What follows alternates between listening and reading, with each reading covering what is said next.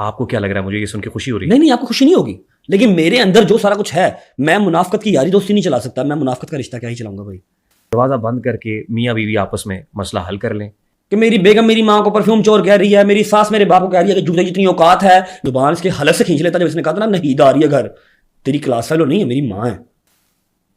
ठीक है, हौसला दिया है, बहुत पैसे दिए और एक प्यारा सा बेटा दिया है भाई। वो मेरी जिंद जान है, मेरा हर चीज पे कुर्बान है। लोग मेरी फीलिंग्स नहीं समझ सकते। एक बेटा होगा ना जो इकलौता होगा, जिसकी माँ ने जिसके बाप ने उसके लिए बहुत ज्यादा जतन किए होंगे, मन तो मुरादों से लिया होगा, ठीक है, और फिर वही माँ उसकी शादी करके लेके आती है अपनी पसंद की लड़की से, और वही लड़की आके उसको कहती है तुम परफ्यूम चोर हो, नहीद आ रही है हमारे घर, पंगा पड़ गया।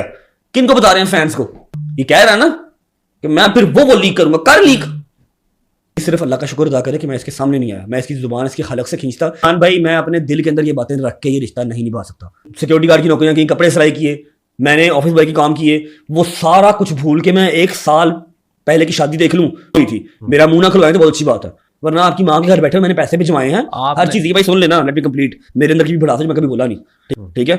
मैं अब वो 30 साल जिन्होंने पाला पोसा बड़ा किया और ख्वाब देखा था कि जी साडा पुत्र होएगा तो साड़ियां जिंदगियां आसान होंगियां, उनको मैं खुडे लाइन लगा के तो सिर्फ ये चीज नहीं देख सकता। वो ये समझते हैं कि अगर इस रिश्ते को बचाने के लिए मुझे सोशल मीडिया छोड़ना भी पड़ता है, ये सवाल हुआ, तो मैं सोशल मीडिया छोड़ने को तैयार हूं। मेरी ठीक है, सोशल मीडिया पे लाने वाला भी मैं हूं, मशवरा देने के लिए भी मैं हूं कि यार लाइव आया करो, कुछ 4 पैसे कमा लो। नहीं तो मुझे क्या ही इशू है उसके सोशल मीडिया पे होने से। इस पॉडकास्ट में भी हम ब्रदर इन लॉ ज्यादा डिस्कस कर रहे हैं, चेंज कर लेते, उसमें भी हम राइट लेफ्ट को ज्यादा डिस्कस कर रहे थे। भाई चेंज कर लेते हैं ना। आप इसमें ये वाला पैगाम ना दें, मैं आपको एक पैगाम दे देता हूं, I am done with this marriage.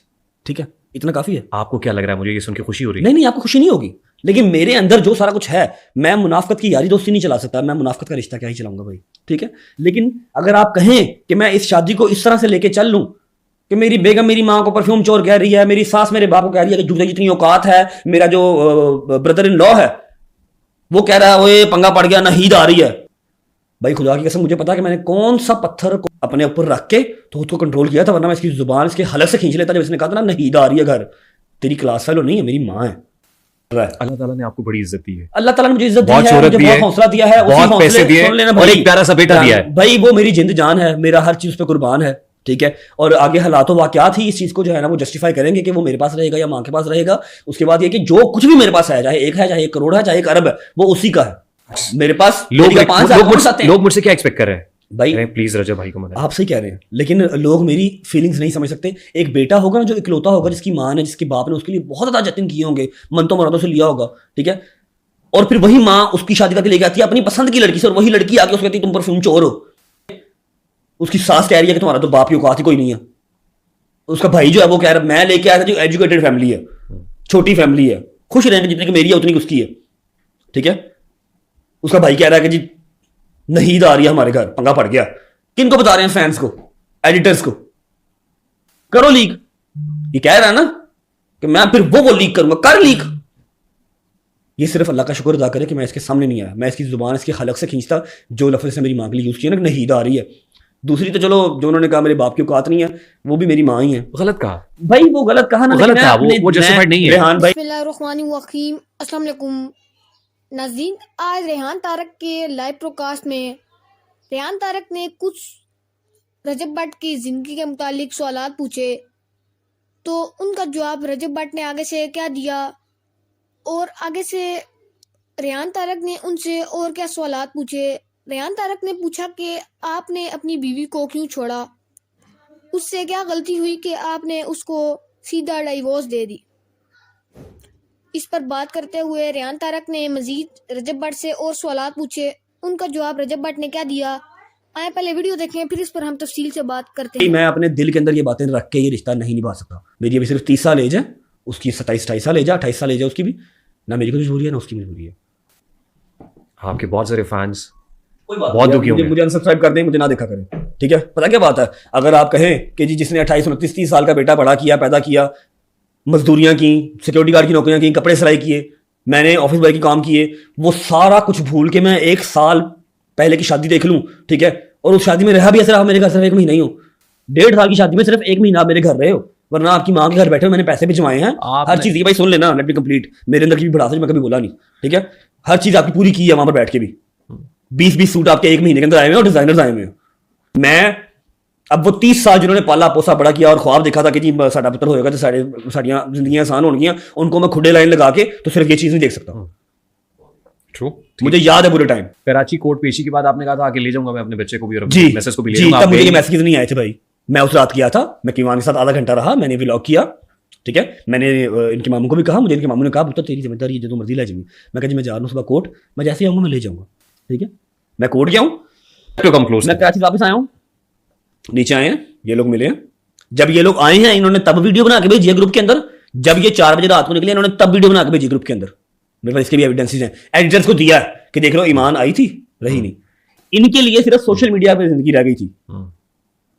कहते आप हमें हो ना परवरिश, अपने बहनोई को बलात्कारी कह रहे हो, अपने बहनोई के दोस्तों को बलात्कारी कह रहे हो। उस पॉडकास्ट में मैंने आपके ब्रदर इन लॉ से प्रॉमिस किया था कि मैं आपकी ये बात रजब भट्ट साहब के सामने जरूर रखूंगा। मैं अपना वादा निभा रहा हूं। कौन सी बात?